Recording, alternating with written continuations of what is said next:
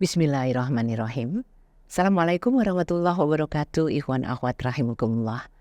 Alhamdulillah wa syukurillah kita dikaruniai kesempatan untuk bersama-sama di minggu awal bulan Juli ini di acara Bincang Komunikasi yang mudah-mudahan membuat kita semakin mahir ya, berbincang, berkomunikasi, dan ini semua membuat langkah ke depan menjadi semakin ringan insya Allah. Tidak lupa salam salawat kita lantunkan kepada junjungan umat kekasih kita Muhammad Rasulullah Sallallahu Alaihi Wasallam. Semoga kelak kita dipertemukan beliau di saat-saat yang sangat kita rindukan di yaumil akhir. Untuk sore hari ini seperti biasa yang hadir dalam bincang komunikasi adalah Dr. Laila Munaganim. Beliau sudah ada di sini. Assalamualaikum warahmatullahi wabarakatuh. Waalaikumsalam warahmatullahi wabarakatuh. Salam Nuni. Alhamdulillah, halo juga. Dan hari ini bahasan kita terkait dengan apa nih? Kita akan bahas tentang persepsi. Persepsi itu inti komunikasi, Pak Nuni. Iya, bagaimana kita bisa mempersepsi diri sedemikian rupa atau memberikan persepsi terhadap orang lain. Ini semua pembelajaran yang pasti akan bisa kita serap untuk membuat langkah kita ke depan jauh lebih nyaman. Oke, silakan Mbak Mona. Terima kasih Mbak Nuning. Bismillahirrahmanirrahim. Wassalamualaikum warahmatullahi wabarakatuh. Ibu dan akhwat yang dirahmati Allah, gimana caranya kita mempersepsi mengelola persepsi kita dengan sebijak mungkin gitu ya. Saya mau kasih sebuah contoh dulu Mbak Nuning. Ceritanya nih mau sholat Jumat di suatu masjid, ada cukup padat di ruangan di masjid tersebut, meskipun nggak sampai penuh gitu ya, lumayan. Nah, di salah satu saf itu ada satu space yang kosong. Terus orang-orang tuh pada ngeliatin gitu ya. Yang di belakangnya kok nggak maju gitu. Terus pada tengok sana, tengok sini gitu ya. Kayaknya cukup banyak orang yang ngasih respon nonverbal lah gitu ya. Ayo maju gitu. Tetapi orang tersebut diam saja gitu. Nah terus dia ada orang yang akhirnya ngomong gitu waktu pada berdiri untuk mempersiapkan itu untuk mulai sholat.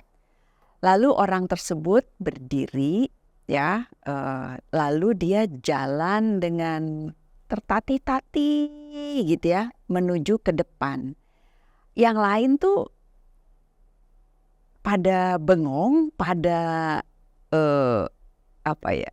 agak malu gitu ke dirinya sendiri, soalnya cukup banyak persepsi-persepsi yang di kepala orang-orang tersebut itu, ini orang kok cuek banget sih, ini orang kok nggak aware sih, atau dia nggak ngerti, atau apa whatever itu di dalam pikiran orang. Maka kalau kita lihat dari situasi itu, ternyata orang yang diharapkan untuk maju itu ternyata punya masalah kendala fisik gitu, sehingga dia nggak jalan. Jadi orang-orang tuh merasa bersalah. Nah, yang kita mau bahas adalah persepsi kita itu diperoleh dari pengalaman kita gitu. Oh, orang tuh harusnya maju. Oh, atau dari pengetahuan kita. Oh, di dalam Islam itu saf itu harusnya lengkap, harusnya rapat dan lain sebagainya. Jadi penafsiran kita atas sesuatu itu tuh dipengaruhi oleh banyak hal. Nah, barangkali orang yang ada di sana bisa mikir ini sombong, ini cuek, ini nyebelin, ini nggak tahu aturan dan lain sebagainya. Jadi karena pengalaman itu kita punya harapan terhadap seseorang. Maka ketika kita tidak mengelola persepsi kita dengan bijak, kita berkomunikasi sama orangnya itu jadi nggak bagus. Padahal bisa jadi ada alasan-alasan mengapa seseorang mau berperilaku sesuatu gitu. Jadi persepsi itu adalah pandangan seseorang tentang sesuatu. Melalui persepsi orang jadi merespon, berpikir, bertindak, juga berkomunikasi. Di dalam komunikasi persepsi itu inti, core, inti dari komunikasi. Persepsi itu bisa tentang diri kita sendiri, bisa tentang orang lain gitu ya. Kalau persepsi tentang diri kita sendiri itu bisa berpengaruh besar sekali pada kehidupan kita. Persepsi kita sama orang lain juga bisa berpengaruh penting pada cara kita menyampaikan atau berkomunikasi pada orang lain gitu. Karena sebelum kita bicara, kita punya sesuatu di dalam pikiran kita. Lalu kita komunikasikan, kita sampaikan. Sesuatu yang ada dalam pikiran itu yang memandu kita, memengaruhi kita dalam pembuatan keputusan, atau sebelum kita menyampaikan pandangan-pandangan kita. Yang ini bisa dipengaruhi oleh sesuatu yang kita lihat gitu. Suatu stimulus indrawi gitu ya. Kalau kita ngelihat dari mata kita ada orang berperilaku tertentu, jadi kita punya pikiran apa, punya persepsi apa tentang orang tersebut. Atau dari smell ya, dari bau-bauan misalnya gitu ya. Oh ini baunya ini nih, kita jadi punya pikiran tertentu, punya pandangan, punya persepsi tertentu. Dari sentuhan, dari pendengaran, semua ini atau dari omongan orang, semua ini berpengaruh terhadap persepsi kita. Saya mau ngasih contoh lagi Mbak Nuning, ketika ada di bandara misalnya ya, ada orang nih nanya-nanya gitu ya, terus nanya macem-macem, kayaknya ingin kenal, ingin ngobrol dan lain sebagainya. Bahkan dia bisa dia bertanya sesuatu yang mungkin kalau percakapan orang itu kan kayak bawang ya, bawang merah lah gitu ya. Bawang merah itu berlayer-layer gitu ya. Jadi ada yang di permukaan, bagian dalamnya, bagian lebih dalam sampai ke core-nya gitu ya. Jadi biasanya orang tuh nanyanya tuh di bagian depan-depannya aja gitu. Misalnya tinggal di mana atau kegiatannya atau pekerjaannya atau sekolahnya dan lain sebagainya gitu ya. Kemudian nanti lebih dalam lagi tentang lebih ke perasaan, lebih ke atau pengetahuan-pengetahuan yang lebih spesifik misalnya gitu ya. Jadi biasanya jarang orang nanya langsung ke mau nggak merit sama saya? Itu kejauhan banget. Itu kejauhan banget, itu udah sampai di core banget gitu ya. Nah itu, nah ini orang ini ceritanya masih ngomongin tentang yang bandara tadi ya. Dia nih nanyanya nih sesuatu yang udah agak di dalam gitu. Misalnya saudara yang sudah nikah berapa orang gitu. Itu padahal masih di awal-awal percakapan gitu. Nah orang yang ditanya seperti itu kan dia nerima dari sesuatu yang berkaitan sama indrawi gitu ya. Dari suara dia dengar orang itu ngomong. Nah persepsi itu tuh bisa jadi dia mikir, ini orang nih kejauhan deh, ini orang nih bisa jadi nyebelin deh, ini orang nih sok dekat deh gitu ya. Jadi kita bisa berkeyakinan terhadap orang ini tentang pertanyaan-pertanyaannya dari tentang orang ini dari pertanyaan-pertanyaannya gitu. Nah kemudian misalnya ada contoh lain, ada cowok bilang ke ceweknya, kamu keren banget sih gitu ya. Nah persepsi cewek ini bisa jadi wah merasa tersanjung, merasa bangga, merasa kehormatan dan lain sebagainya gitu. Jadi omongan orang itu bisa dipersepsinya tuh kemana-mana gitu. Maka kita perlu mengelola persepsinya itu sebaik mungkin. Ada anak dijemput sama orang tuanya. dia cerita ke ibunya, "Bu, tadi ada pencopet di depan sekolah." Ibunya yang lagi nungguin masih bisa ngeliat tuh ke tempat depan sekolahnya. Nah, ibunya ngeliat tuh, "Yang mana, Nak? Itu tuh yang pakai topi," katanya. Nah, padahal ibunya tuh kenal sama orang yang pakai topi itu gitu. Kenapa anaknya punya? Ibunya kan bertanya nih, "Kok kamu bisa bilang dia pencopet? Soalnya itu topinya kayak yang biasa dipakai di TV-TV gitu." Kayak copet yang di TV-TV. Jadi persepsi itu juga bisa dihubungkan sama pengalaman, sama pengetahuan, sama kejadian-kejadian sebelumnya dan lain sebagainya. Kalau A berpersepsi positif pada B gitu ya, A bisa cenderung lebih terbuka, lebih ramah, lebih kooperatif, lebih mau berkomunikasi lebih intens dengan si B ini gitu, atau melakukan interaksi sosial dengan B ini. Sebaliknya, kalau A punya persepsi negatif tentang B, maka dia menjadi defensif, konfrontatif, rebutan dan lain sebagainya. Jadi persepsi itu penting deh gitu. Persepsi itu inti dari komunikasi. Ketika persepsi kita akurat, maka komunikasi kita akan berjalan lebih baik. Persepsi juga membantu kita untuk menentukan pilihan. Ngomong apa ya, pilihan pesan selanjutnya kepada orang tersebut. Atau kita jadi cuek sama orang tersebut gitu, mengabaikan pesannya atau nggak mau berkomunikasi dan lain sebagainya. Semakin kita punya persepsi positif, komunikasi kita positif. Begitu pula sebaliknya.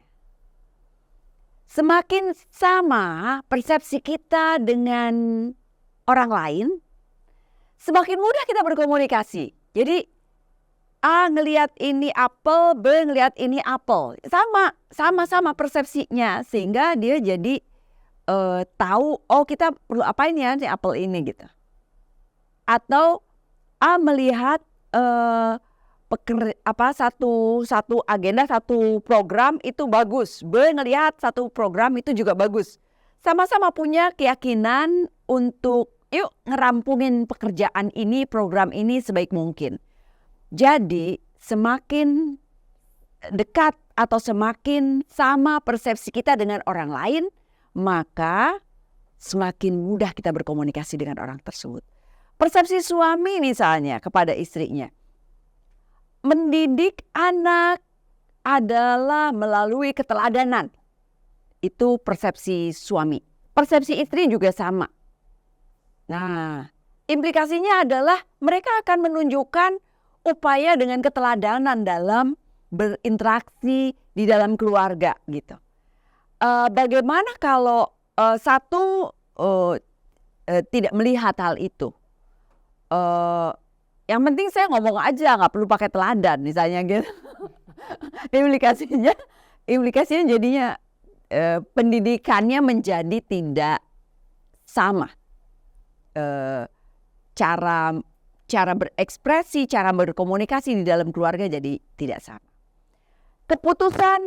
Keputusan dan kualitas penerapan akhir individu dalam satu perusahaan, satu organisasi, atau satu lembaga banyak juga dipengaruhi oleh persepsi orang tersebut, begitu. Perilaku individu itu dipengaruhi oleh persepsi individu didasarkan atas persepsi dia terkait dengan bagaimana dia melihat kenyataan, persepsi dia tentang kenyataan bukan tentang kenyataan itu sendiri gitu. Jadi persepsi dia tentang kenyataan bukan kenyataan itu sendiri. Bisa jadi kenyataannya lain tapi persepsinya berbeda gitu. Tapi itu yang dia pegang untuk bikin keputusan. untuk bikin tindakan, untuk berkomunikasi sama orang. Jadi individu atau seseorang menilai orang lain menurut persepsi pribadi dia sendiri. Bahkan ada pernyataan yang cukup dikenal, nggak ada kebenaran, yang ada adalah persepsi. Saking betapa pentingnya itu persepsi gitu. Maka penting sekali kita mengelola persepsi sebaik mungkin. Kata-kata tidak bermakna, tidak punya makna. Orang yang memberikan makna atas kata-kata tersebut. Jadi makna yang diberikan oleh orang atas kata-kata itu karena ada persepsi di dalam dirinya. Balik lagi, persepsi itu penting sekali. Begitu Mbak Nuning. Keren banget ya. Kalau di dalam perjalanan kita sering salah persepsi itu bisa jadi karena banyak hal seperti yang tadi Mbak Mona bilang, yang jadi dasar dari pemikiran kita, persepsi kita salah, wow. Sementara bagi Anda yang merasakan hal-hal terkait dengan kalau misalnya bagaimana kita mempersepsi sesuatu itu merupakan pujian ya. Bisa jadi nggak pernah merasa, padahal itu pujian. Nah yang seperti ini salah di mana Mbak Mona? Banyak anak-anak yang mengalami hal tersebut. Iya. Jadi persepsi dirinya atas omongan orang lain, kan banyak tuh persepsi itu banyak dari panca indera gitu ya. Iya. Dia denger nih ada orang ngomong kamu keren banget misalnya begitu ya. Dia punya persepsi itu bagus. Oke, betul, bagus gitu ya. Kalau sama persepsinya bagus, bisa berkomunikasi dengan baik. Tapi kalau misalnya dia ngelihat ada orang ngeliatin, terus dia punya persepsi, ini orang nih ngapain sih gitu ya, atau orang ini lagi sebel sama aku misalnya begitu ya. Padahal itu adalah persepsinya sendiri, belum tentu sama seperti yang dipikirkan oleh orang yang ngeliat tadi gitu. Iya. Karena orang bukan pembaca pikiran, tapi dia tuh meramu sendiri gitu persepsi di dalam pikirannya, memaknai. Jadi kadang-kadang kata-kata, balik lagi tadi ya, words don't mean, people mean. Jadi kata-kata itu tidak punya makna, orang yang memaknainya gitu. Jadi dari ucapan itu seperti itu. Nonverbal lagi tadi yang lain. Dari ekspresi mata, dari sentuhan, dari makanya kedekatan orang dengan orang lain bisa diinterpretasi macam-macam. Maka dengan kita tahu ada beragam persepsi yang mungkin muncul, kita perlu menjaga, mengelola persepsi kita dan memberikan stimulus yang tepat sehingga orang tidak berpersepsi yang tidak kita harapkan gitu. Kalau terkait dengan kata-kata bisa bermakna banyak sekali, tergantung bagaimana persepsinya, bagaimana menyampaikannya. Emang juga sih ya, nggak heran kalau ribet ya. Iya, iya, iya. Seperti misalnya Mbak Mona, saya pernah mengalami ketika menyuruh anak melakukan sesuatu. Kok nggak nyambung ya ini? Iya. Yang salah yang jelasin, apa yang salah yang menerjemahkan penjelasannya tadi? Iya. Jadi persepsi itu kan bisa dipengaruhi oleh pengalamannya atau yang dia pikirin, kondisi fisiknya, ya kan? Misalnya dia lagi capek, bisa jadi persepsinya beda. Misalnya dia punya pengalaman dulu dikasih tahu kayak gitu, berarti apa? Bisa jadi pikirannya juga berbeda. Jadi persepsi itu bisa menjadi berbeda-beda tergantung dari pengalaman dia, pengetahuan dia, atau budayanya dia dan lain sebagainya. Maka gimana caranya supaya komunikasinya menjadi efektif? Karena persepsi yang makin dekat, makin sama, itu makin bagus komunikasinya. Gimana caranya? Caranya kita mengkonfirmasi, mengklarifikasi kalau perlu gitu. Kita klarifikasi nih, bener apa enggak itu yang dia maksudkan atau yang kita maksudkan gitu. Jadi mengkonfirmasi, cek lagi deh, cek and recheck deh intinya gitu. kalau terhadap perintah ke anak tadi berarti paham nggak sih yang maksud ibu make gitu ya? sure deh gitu. Oke. Karena seperti yang Mbak Mona bilang tergantung pengalaman dia, pemahaman dia, Betul. dan segala macamnya. Betul. Gender juga berpengaruh, cewek mikirnya gini, cowok mikirnya gini, atau juga usia, generasi berbeda itu juga berbeda gitu Mbak Nuning. Kalau kita bisa nggak sih semua sama, bisa melihat orang sedang marah tapi meskipun dia nggak marah-marah lewat persepsi kita karena omongannya atau apa begitu? Jadi ada perilaku wajah atau gerak tubuh yang universal gitu ya. Kalau kayak gini Berarti marah nih, kayak gitu. Tetapi ada perilaku tubuh yang karena budaya. Jadi budayanya bilang kalau matanya begini berarti dia sopan. Kalau matanya begitu berarti dia nyebelin misalnya begitu. Ya kan? Jadi pengetahuan orang itu bisa dipengaruhi oleh karena dia pegang budaya atau karena misalnya ke apa ya, pemahaman universal yang kayak tadi itu. Orang kalau lagi marah biasanya matanya gimana atau ekspresinya gimana gitu ya. Di berbagai negara gitu, orang dari mana saja gitu. Tapi ada panduan budaya tertentu yang kalau kamu marah kamu nggak boleh nunjukin kemarahan itu. Tetapi ada yang kecenderungan yang apa ya, natural gitu, yang orang tuh kalau lagi kesel tuh bisa jadi keringetan atau bisa jadi tense atau bisa jadi gimana wajahnya gitu atau nadanya gimana gitu. Ada beberapa universal atau lagi seneng misalnya matanya gimana, senyum dan lain sebagainya gitu. Jadi ada yang kita bisa pahami secara universal, ada yang kita juga perlu lebih sensitif untuk melihat budaya orang lain yang bisa saja berbeda begitu Mbak Nuning. Jadi jangan baper juga. Iya. Kalau misalnya teman bicara kita atau di dalam sekelompok perbedaannya jelas, padahal yang dibahas sama itu karena perbedaan latar belakang juga. Iya bisa. Maka kita perlu klarifikasi atau konfirmasi benar enggak gitu. Penting banget bertanya. Jadi ya kan. Memastikan. Untuk memastikan. Iya. Iya. Menarik sekali. Kalau tadi di awal kita sering salah persepsi. Iya. Ini biasanya karena apa? Iya. Jadi persepsi itu karena dipengaruhi oleh pengetahuan, dipengaruhi oleh keyakinan gitu ya. Bagaimana seseorang menafsirkan dunia yang ada di sekelilingnya itu juga dipengaruhi oleh hal-hal itu. Misalnya dia punya persepsi positif pada dirinya dan kemampuannya. Itu dia akan bisa jadi pede gitu Mbak Nuning. Ini tentang persepsi tentang diri kita ya. Kita punya keyakinan aku bisa nih gitu ya. Maka perjalanan yang orang lain tuh nggak mau melaluinya berat, tapi kita akan tetap mau melaluinya karena kita punya keyakinan gitu. Nah, persepsi diri terhadap itu penting sekali. Kalau persepsinya negatif, dia nggak akan merasa tertarik untuk melaluinya gitu. Atau persepsi diri negatif terhadap seseorang, dia nggak akan mau berkomunikasi sama orang tersebut.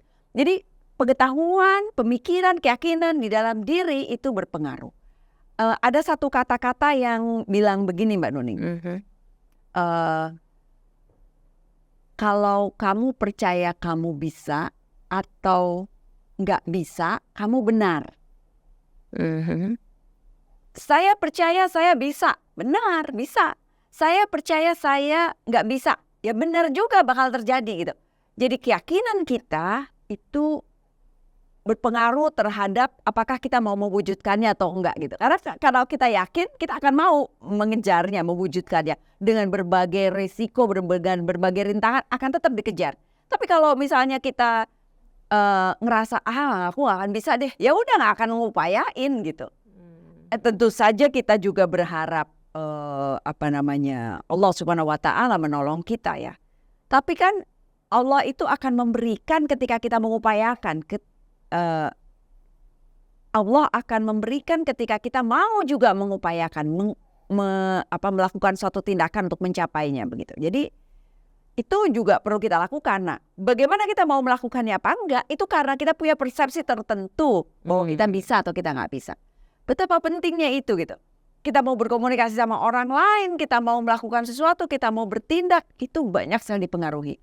Mbak Nuning, kita tahu cewek yang anak gadis yang luar biasa ya, Putri Aryani yang lagi hit saat ini gitu ya. Dia pinter ngaji, aduh keren banget ngajinya ya. Terus juga pinter nyanyi dan lain sebagainya. Dalam kondisi ada berkebutuhan khusus ya, yaitu tunanetra. Bayangkan ketika dia punya keyakinan yang kuat, didukung oleh lingkungannya, didukung oleh keluarganya, yang keluarganya juga punya keyakinan, punya persepsi yang sangat positif. Anaknya juga punya persepsi yang sangat positif terhadap potensinya. Kemudian dia dia mempelajari, didukung oleh lingkungannya, ada pelajaran, ada training, ada ngikutin berbagai lomba-lomba yang itu up and down kan. Kalau ngikutin satu pertandingan-pertandingan itu kan kompetisi, upaya, persiapan menjadi luar biasa. Akhirnya bisa tuh gitu. Jadi seseorang yang punya persepsi positif terhadap dirinya itu akan sangat terbantu untuk bisa meraih banyak hal. Termasuk juga ketika dia punya persepsi tertentu tentang orang lain, dia akan lebih baik dalam berkomunikasi dengan orang lain. Dia akan lebih hambatan psikologis dalam berinteraksi sama orang itu udah berkurang begitu. Jadi lebih menyenangkan ketika dia punya keterampilan memahami, mengelola persepsi dengan baik, itu akan lebih positif. Begitu, Mbak. Jadi kalau semacam empati atau simpati seseorang itu juga punya peran yang cukup besar ya, Iya. untuk memunculkan persepsi yang seperti dibutuhkan gitu. Jadi dia punya perasaan, aku nih punya empati sama kondisi orang lain. Nah, itu kan membuat dia menjadi bertindak, berkomunikasi dengan panduan itu, ya kan? Jadi pemikiran di dalam diri kita ini membantu kita untuk berkomunikasi dengan orang lain. Maka jadi inti dari komunikasi itu persepsi. Maka persepsi kita ini perlu kita kelola gitu. Ditingkatkan dan terus ditingkatkan karena setiap saat ada pembelajaran ya untuk masalah itu. Bayangkan kalau ini tadi kan empati, simpati. Kalau misalnya antipati kita pada sesuatu, itu juga akan mempengaruhi terhadap persepsi kita juga. Jadi antipati itu persepsi kita. Meskipun seharusnya bisa kita kelola ya. Misalnya kita punya persepsi, aku nggak suka deh sama dia deh gitu ya. Jadi kita akhirnya menjaga jarak kan, interaksi dengan orang tersebut begitu. Bukan berarti itu nggak boleh aja kalau kita punya data yang cukup gitu ya, dan tidak merugikan kita. Memang tepat untuk menghindari berinteraksi dengan orang tersebut ya kan, karena kan belum tentu kita harus selalu berinteraksi dengan semua orang kan gitu, karena kan bisa jadi orang tersebut tidak berdampak positif atau bahkan menimbulkan masalah pada kehidupan kita. Maka kita cari menjaga keamanan diri kita. Perlindungan, self defense, perlindungan diri. Kalau misalnya ada gambaran terkait dengan bagaimana kita punya persepsi yang pas di setiap kondisi, di setiap yang kita temui, itu ada syarat-syarat tertentunya kah? Ada. Nanti kita pelajarin ya Mbak Nuning. Ada apa saja yang perlu modal kita dalam mengelola persepsi dengan baik gitu ya. Nah, Mbak Nuning sebentar ya, saya mau cerita dulu bahwa setiap orang itu bisa sampai 50.000 kali berkomunikasi dengan diri sendiri, self talks gitu ya. Jadi dengan dia berkomunikasi dengan diri sendiri yang begitu banyak, maka dia perlu dan itu akan membuat dia punya persepsi tertentu. Apakah saya bisa, apakah saya nggak bisa gitu. Apakah orang lain seperti apa dan lain sebagainya. Maka kita perlu berhati-hati. Apakah kan kita ngomong sama diri sendiri itu gara-gara bisa jadi karena misalnya berkaitan dengan orang lain. Kita ngelihat sesuatu tentang orang tersebut, atau kita ngelihat atau ngalamin sesuatu dan lain sebagainya, membuat kita punya persepsi tentang sesuatu. Maka kita perlu lebih akurat untuk memastikan ini tuh bener apa enggak ya gitu. Kita perlu gali juga kalau kita merasa belum yakin gitu tentang persepsi kita. Self talk itu penting dan positif karena membantu kita mengambil posisi apakah kita mau positif atau negatif atas suatu peristiwa. Maka ketika kita ngelihat itu negatif, kita perlu cek lagi. Ketika kita ngelihat itu positif, kita perlu cek lagi benar nggak gitu. Itu membantu kita punya kekuatan mental. Itu juga bisa meningkatkan kualitas diri kita. Persepsi kita banyak dipengaruhi tadi oleh pertama dari pengetahuan, dari keyakinan kita, dan ini juga berpengaruh sama emosi kita, Mbak Nuning. Misalnya A melihat ini kalau ke sana nih akan menjadi ancaman nih gitu ya. Dia jadi takut, dia jadi cemas. Jadi emosinya itu menjadi berpengaruh karena dia punya persepsi tertentu. Kalau seseorang mempersepsi sesuatu situasi adalah negatif, maka dia akan bertindak dengan lebih jaga-jaga, dengan lebih hati-hati gitu ya. Persepsi yang akurat dan sehat bisa membantu kita mengelola emosi lebih baik. Memang perlu kita hati-hati ya, perlu hati-hati. Maka akurasi persepsi itu penting gitu. Dan ketika kita bisa memiliki persepsi yang sehat, kita akan jadi saya bisa mengatasi ini. Saya berani, jadi kita akan berani untuk mengatasi tantangan-tantangan itu.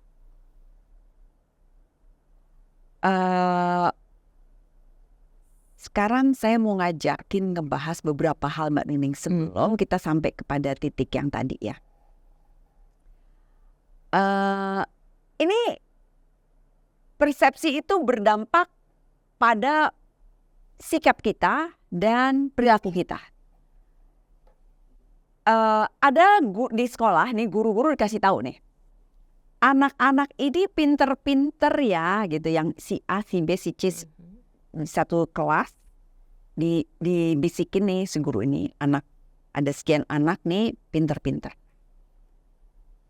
Nah, apa yang terjadi? Di semester akhir ternyata anak-anak itu benar-benar pinter-pinter. Padahal jadi prestasinya bagus gitu. Padahal anak itu dilihat dari penilaian-penilaian itu rata-rata. Jadi harapan dari pendidik itu ternyata berpengaruh terhadap perilaku dia, memberikan rangsangan-rangsangan tertentu kepada anak-anak tersebut gitu. Atau harapan, ekspektasi, cara dia akhirnya berinteraksi sama anak-anak tersebut gitu. Jadi kita perlu mengelola pikiran kita yang baik sehingga kita bisa dapetin dampak yang lebih baik. Karena orang itu suka kalau dia disukain. Maka kita harapan-harapan positif terhadap orang itu juga perlu kita kembangkan sehingga kita juga bisa mendapatkan hubungan yang lebih baik.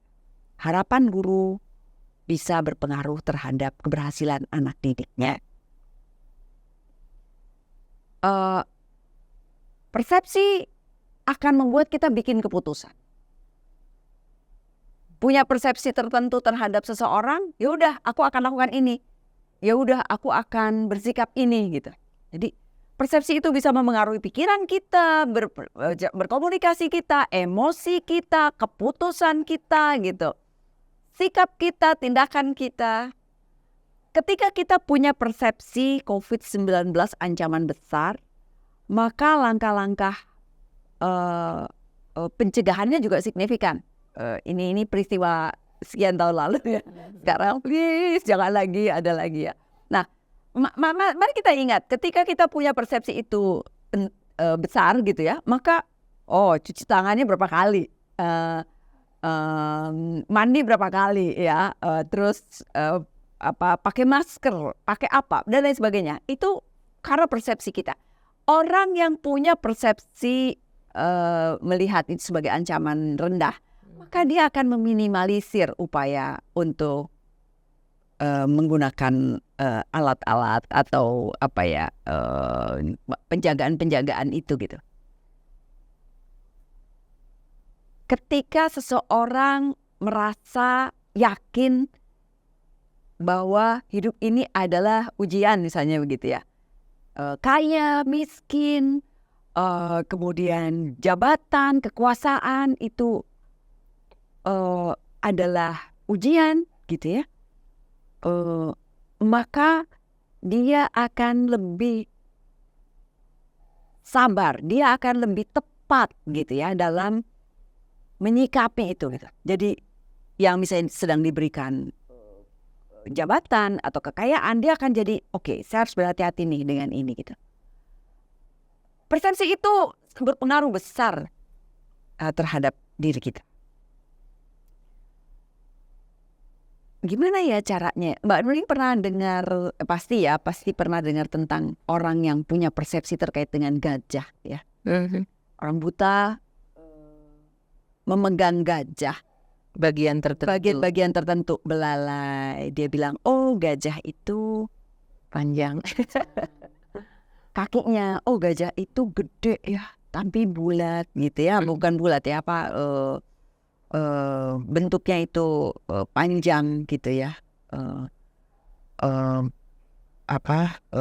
tidak bulat tapi besar begitu ya. Kemudian badan dia akan lihat lebar, gede ya, gendut ya gitu. Jadi pendapat kita terhadap apa yang kita mengerti bahwa ini begini gitu ya, itu persepsi. Itu pengetahuan. Oh, beda lagi nih ya. Jadi pengetahuan kita atas sesuatu atau pengalaman kita atas sesuatu itu membuat kita punya persepsi sesuatu. Bayangkan orang bisa akurat enggak gitu kalau yang dia tidak melihat secara keseluruhan gitu. Jadi kalau boleh didefinisikan perbedaan antara pemahaman dengan persepsi terkait dengan, jadi gini, persepsi dia itu karena pemahaman dia, karena pengetahuan dia, karena yang dia rasa, yang dia dengar gitu. Dan banyak dari indera dia dapatnya. Atau juga secara biologis ya, misalnya insting orang cewek itu kayak gini, insting cowok kayak gini gitu ya. Itu juga bisa memengaruhi persepsi orang. Jadi maka kita perlu hati-hati Mbak Nuning. Begitu banyaknya modal yang membuat kita akhirnya membuat suatu keputusan. Karena kita harus lihat juga bener nggak itu, apakah kita harus hati-hati juga. Jangan-jangan kita pegang telinganya gajah, kita bilang ini kipas, ya kan? Ini kayak kipas nih gajah itu gitu. Padahal enggak tuh gitu. Maka kita perlu tahu informasi yang lebih komprehensif. Jadi kalau istilah salah persepsi itu berarti karena tidak ada kesesuaian antara apa yang kita lihat dengan realitas. Dengan realitas. Atau misalnya salah persepsi antara A dengan B. Karena perbedaan itu gitu. Jadi makin kita sama persepsi, makin kita bisa berkomunikasi dengan baik sama orang gitu.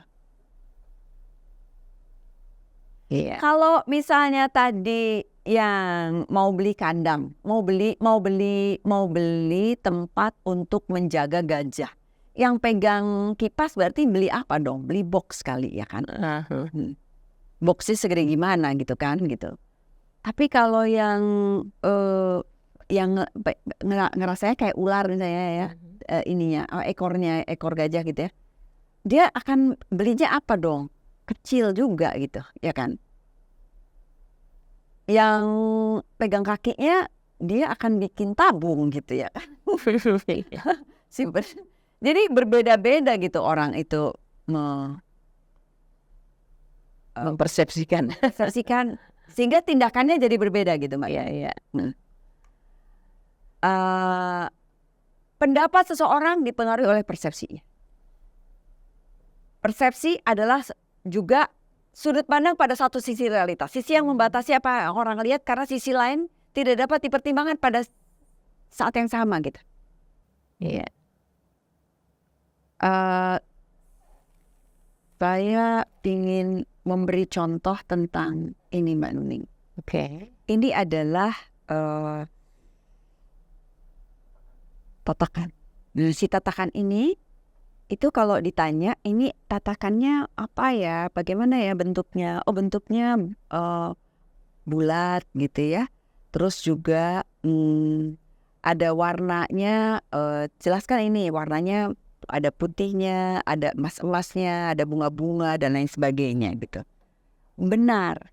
Sekarang saya balik ya, ting, gitu ya. Nih, ini apa? Ini mungkin orang masih bisa bilang iya piring atau tatakan boleh juga gitu ya. Warnanya jelaskan ini, dia bilang ini emas gitu ya. Terus ada round di tengahnya juga gitu ya. Dominannya emas. Ini juga benar. Jadi yang bilang ini banyak putih, yang bilang ini banyak yang ini banyak emas, benar. Yang mana dong yang benar kalau si A sama si B ngelihatnya berbeda? Nah, itu dia. Maka sudut pandang pada satu sisi realitas, sisi yang membatasi apa yang orang lihat karena sisi lain tidak dapat dipertimbangkan pada saat yang sama. Dia nggak bisa ngelihat di bagian sini. Ketika ngelihatnya yang bagian sana, yang bagian ini nggak bisa ngelihat yang di belakang tadi. Maka dengan kita berdiskusi ya, yuk lihat yuk sisi lainnya yuk. Yang dari sini diajakin ngelihat bagian sini. Lihat nih, oh iya ya kayak gini ya. Dia jadi ngerti dua-duanya ngedengerin. Maka nanti bagaimana kita mengelola komunikasi yang baik? Kita mau mendengarkan. Mau mendengarkan. Coba kalau kita lihat kasus-kasus pengadilan Mbak Nuning ada kemarin itu yang seru ya, kasus Sambo, kasus Dendi sekarang ini. Ahli-ahli punya pendapat yang berbeda-beda. Generasi-generasi Mbak Nuning, kita lihat ya generasi yang ada saat ini dalam waktu kurun 100 tahun. Generasi tradisionalis, generasi baby boomers, generasi X, generasi milenial, generasi Gen Z saat ini, generasi Alpha. Yang beda-beda ini anak-anak TK atau yang baru lahir ya. Ini generasi anak-anak SD, SMP, SMA gitu ya.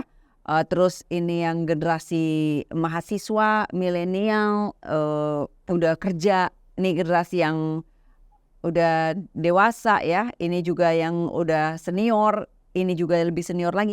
Pasti pikirannya berbeda-beda Mbak Nuni.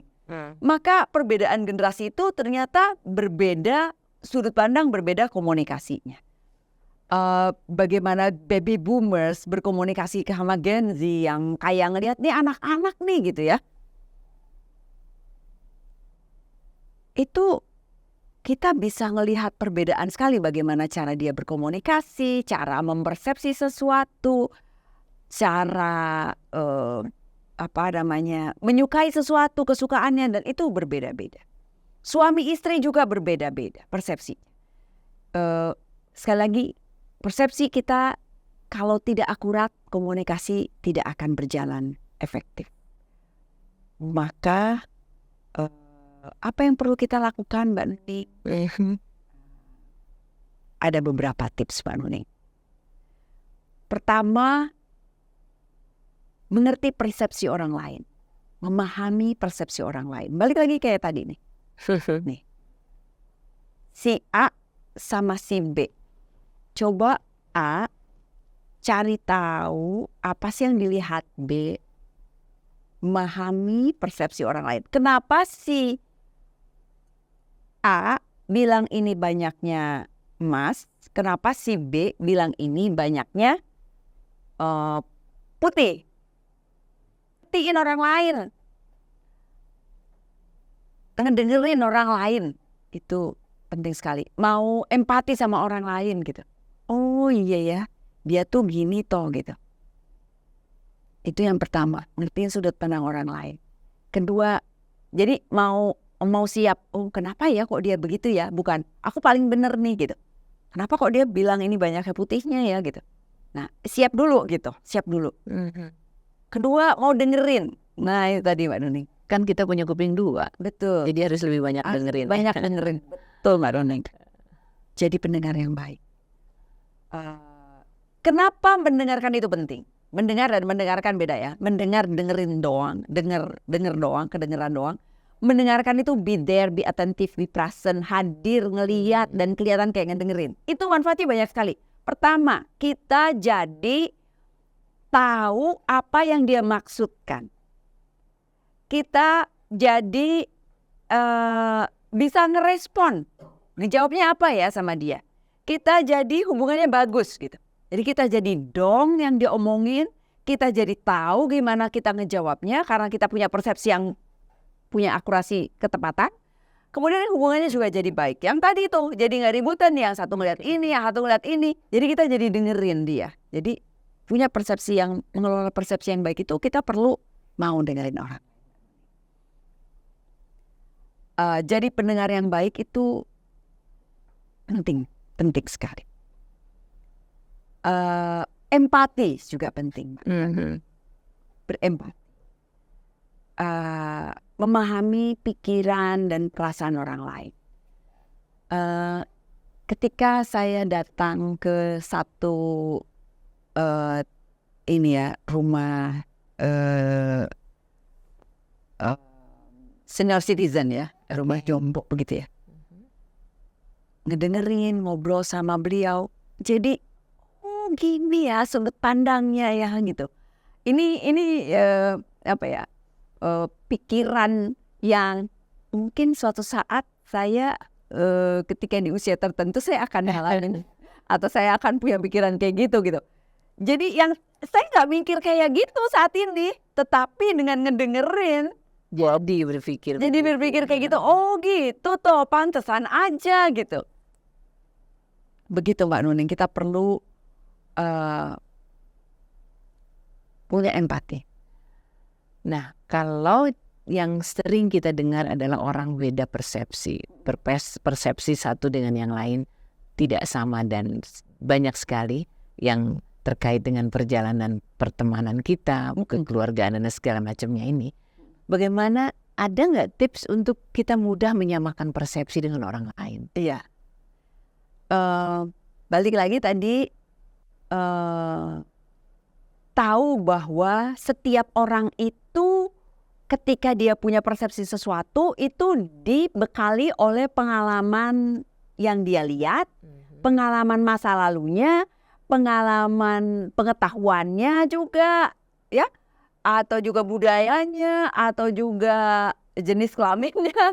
Jadi banyak sekali yang membuat seseorang bisa punya persepsi sesuatu. Jadi kita sudah berempati sama orang gitu ya, bahwa persepsi itu bisa jadi beda-beda loh gitu. Terima dulu itu. Dengan sudut pandang itu yang kita sudah pegang, maka kita tahu, oke, saya sama dia beda nih, ya kan? Maka gimana caranya untuk mendengarkan dia, ngerti dia gitu. Sehingga saya sama dia sama-sama ngelihat bahwa ini tuh benar. Yang di sini warnanya banyak putih, yang di sini warnanya banyak emas. Benar dua-duanya, makanya jadinya kayak gini gitu. Nah, jadi jangan kita bilang yang paling benar adalah yang saya, yang banyak putihnya. Berarti egonya dipinggirin. Egonya didengerin. Dua-duanya ini bener kok. Malah bagus, malah kita jadi tahu secara komprehensif. Seperti yang gajah tadi Mbak Nuning. Kita jadi tahu gajah secara keseluruhan lewat setelah persepsi kita masing-masing. mendengerin yang pegang Kuping lain. kupingnya kayak kipas. Oh gitu. Yang pegang kakinya kayak tabung. Yang pegang gitu. Jadi dengan kita tahu data-data itu, maka akan jadi lebih baik. Jadi memahami adanya perbedaan-perbedaan persepsi. Kedua, mau dengerin, juga berempati. Hatinya kita buka, Mbak. Terus sama ini, kayaknya tuker-tuker pikiran tuh bagus banget ya. Betul, Mbak Nuning. Jadi kita komunikasikan. Komunikasi dengan ngomong, dengan kata-kata yang benar, dengan nonverbal yang benar. Jadi kalau kita misalnya galak-galak ekspresinya itu kesannya kita marah-marah, Mbak Nuning. Iya. Jadi persepsinya bisa jadi muncul, maka nonverbalnya harus benar. Pilihan katanya juga yang harus benar, pilihan kata yang asertif. Kan kadang kita tahu ya, pilihan kata ada yang agresif, Iya. pilihan kata yang pasif ya. Itu Mbak. Jadi diksi itu akan mempengaruhi juga bagaimana hubungan kita meskipun beda persepsi. Apalagi kalau yang beda persepsi itu orang yang paling dekat sama kita gitu. Betul. Woi, berasa banget ya. Betul. Iya. Kadang-kadang kita take it for granted, orang tuh pasti ngerti deh gitu sama kita. Yang harus kita pahami bersama, HTSD. Yang harus kita pahami bersama bahwa semua orang tuh beda. Udah, asal kita tahu itu kayaknya boleh deh. Makin kita tahu, makin kita sama-sama menyamakan, oke, ya sudah, bagus itu. Perbedaan adalah sesuatu yang tidak bisa ditawar. Ada. Betul. Well, masih ada sedikit waktu, mungkin kita bisa rangkum bahasan kita terkait dengan persepsi. Terima kasih Iwan dan Akhwat yang dirahmati Allah. Kita ngebahas persepsi, ini adalah inti dari komunikasi. Persepsi kita meng-guide kita untuk berpikir, untuk bertindak, ya, untuk bikin keputusan, untuk berkomunikasi sama orang lain, untuk bersikap. Maka penting banget kita harus kelola persepsi kita. Gimana persepsi kita pada diri sendiri dan pada orang lain itu perlu kita kelola dengan sebaik-baiknya. Dan makin kita punya persepsi yang sama orang lain, maka komunikasi kita akan jadi lebih efektif. Gimana caranya? Kita perlu tahu bahwa orang-orang itu beda-beda. Kemudian kita juga mau dengerin, kita juga mau berempati, kita juga mau ngomongnya dengan baik, sehingga tidak punya persepsi yang berbeda. Kemudian kita juga ekspresi yang baik juga, dan juga mau mengkonfirmasi supaya nggak beda persepsinya. Begitu kira-kira. Terima kasih, semoga bermanfaat. Terima kasih banyak Mbak Mona, karena kalau kita bisa kelola terkait dengan persepsi ini, pasti perbedaan pendapat itu emang nggak pernah nggak ada, kita nggak jadi ribut ya. Betul. Terima kasih sekali lagi, dan juga untuk teman-teman dimanapun radio Silaturahim ini bisa disimak, juga yang sudah menyebarluaskan siaran-siaran kami. Sekali lagi terima kasih, mudah-mudahan bermanfaat. Billahi taufiq wal hidayah. Wassalamualaikum warahmatullahi wabarakatuh.